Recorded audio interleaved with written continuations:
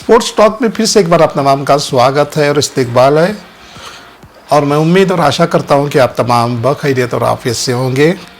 Sports talk की इस नई बुलेटिन में हम सबसे पहले जिक्र करेंगे बॉर्डर गावस्कर ट्रॉफ़ी।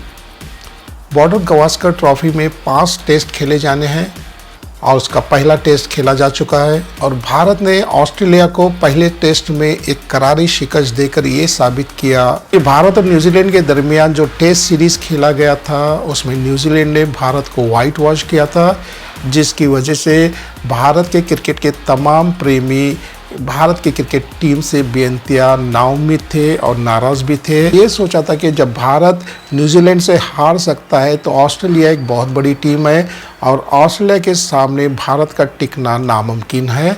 और बहुत से लोगों ने यहाँ तक गुमान भी किया था और ख्याल किया था कि भारत बॉर्डर गावस्कर ट्रॉफ़ी 5-0 से हार कर वापस आ जाएगी। भारत के तमाम खिलाड़ियों ने एकजुट होकर ये फैसला किया, जो बीता वो बीत गया, लेकिन नए सिरे से हमें अपने टेस्ट करियर को शुरू करना चाहिए। और उन्होंने ऑस्ट्रेलिया को पहले टेस्ट में, जिसे पर्थ में खेला गया था, 295 रन से बड़ी एक करारी शिकस्त देके ये साबित कर दिया कि आपका ख्याल गलत था। और जीत का सहरा जाता है भारतीय क्रिकेट टीम के तमाम खिलाड़ियों के सर, जिन्होंने बहुत ही अपने शानदार खेल का मुजाहरा करते हुए ऑस्ट्रेलिया को दूर दूर तक इस टेस्ट में करीब पहुंचने का मौका नहीं दिया। और उसमें सबसे बड़ा जो रोल अदा किया वो है यशस्वी जायसवाल। पहले इनिंग्स में 0 पे आउट हो गए, लेकिन इसकी कसर उन्होंने दूसरी इनिंग्स में 161 रन बनाकर पूरी की। केएल राहुल के मुतालिक भी यही ख्याल लगाया जा रहा था कि केएल राहुल की अब उम्र हो गई है और हो सकता है वो ऑस्ट्रेलिया के साथ खेल नहीं पाएंगे, लेकिन केएल राहुल और जायसवाल रोहित शर्मा की गैर मौजूदगी में ओपनिंग किया। केएल राहुल ने भी अपने खेल का शानदार मुजाहिरा करते हुए 70 से ज्यादा रन बनाए। भारतीय क्रिकेट टीम के एक खिलाड़ी का, जिन्हें किंग कोहली कहा जाता है, उनका बल्ला भी काफ़ी अरसे से खामोश था, लेकिन पर्थ के टेस्ट में उन्होंने अपनी 81वीं सेंचुरी बनाई और लोगों के जहनों से बात निकाल दी कि मैं ख़त्म नहीं हुआ, मैं अभी ज़िंदा हूँ। भारत और ऑस्ट्रेलिया के दरमियान दूसरा टेस्ट 6 दिसंबर से खेला जाएगा। भारत क्रिकेट टीम के हेड कोच और कैप्टन के लिए मुश्किलात बढ़ती जा रही हैं और मुश्किलात की असल वजह यह है कि रोहित शर्मा अपनी छुट्टी से वापस आ गए हैं और उसके साथ शुभमान गिल भी अब फिट हो चुके हैं।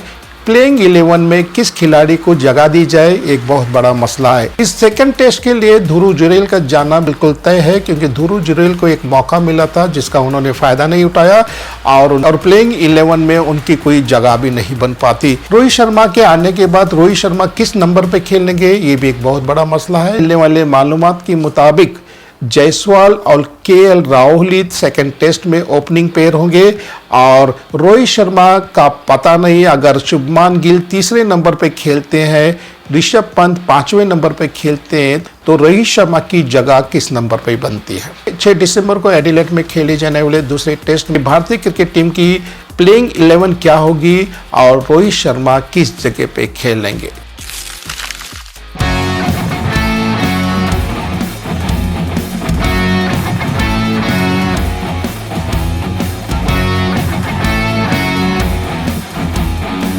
अब आपको ले चलते हैं दुबई के इंटरनेशनल स्टेडियम में एशिया अंडर 19 का टूर्नामेंट खेला जा रहा है। मैच भारत और पाकिस्तान के दरमियान हुआ, जिसमें पाकिस्तान ने भारत को 44 रन से शिकस्त दी।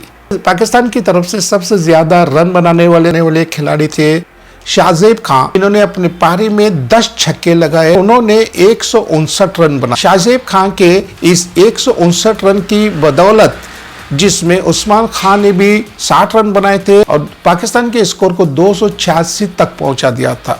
जब भारत ने इस 286 के स्कोर को हासिल करने के लिए मैदान में उतरी तो उनकी शुरुआत सही नहीं थी और उनके विकेट थोड़ी देर के बाद गिरते गए। भारत के एक खिलाड़ी जिन्होंने अपने खेल का बेहतरीन मुजाहिरा करते हुए निखिल कुमार ने अर्धशतक यानी हाफ सेंचुरी बनाई और पाकिस्तान ने भारत को 44 रन से शिकस्त दे दी। अंडर 19 एशिया कप में 8 टीमें हिस्सा ले रही हैं।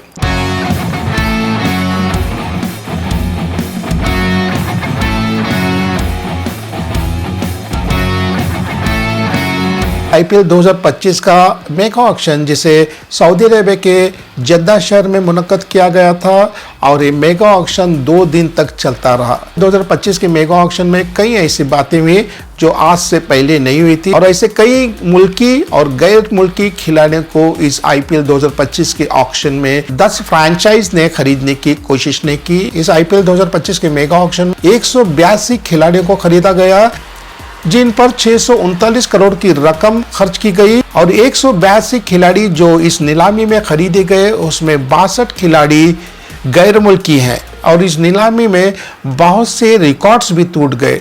सबसे ज्यादा महंगे बिकने वाले भारत के खिलाड़ी ऋषभ पंत है, जिन्हें लखनऊ सुपर जायंट ने 27 करोड़ दे के खरीदा है। अब सुनने में ये भी आया कि ऋषभ पंत को अब टैक्स भी अदा करना होगा।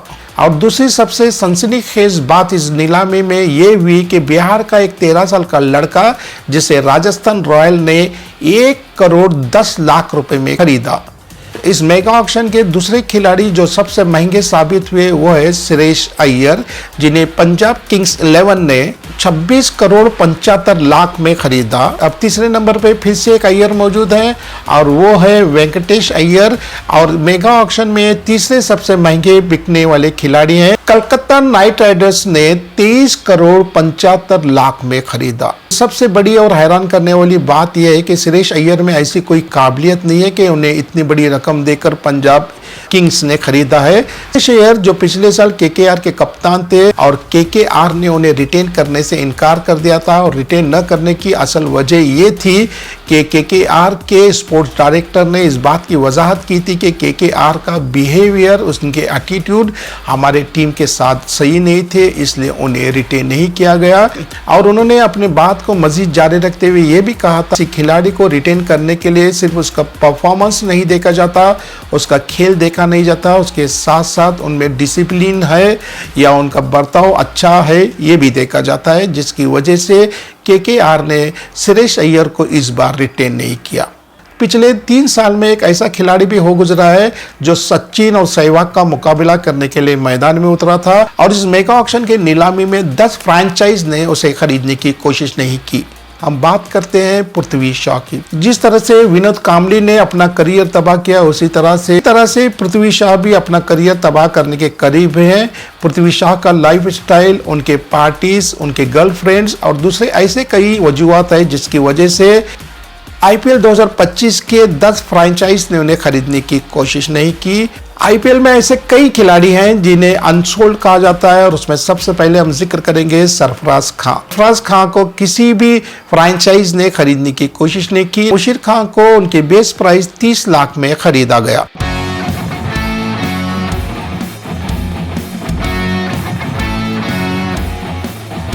स्पोर्ट्स टॉक में खबरों का सिलसिला जारी है और हमें उम्मीद है कि हमारा स्पोर्ट्स टॉक चैनल आपको पसंद आ रहा होगा। आप इसे बराए करम शेयर, लाइक और सब्सक्राइब करें। फिर से एक बार मिलते हैं ऐसी खबरों के साथ। आप अपना ख्याल रखें। खुदा हाफिज।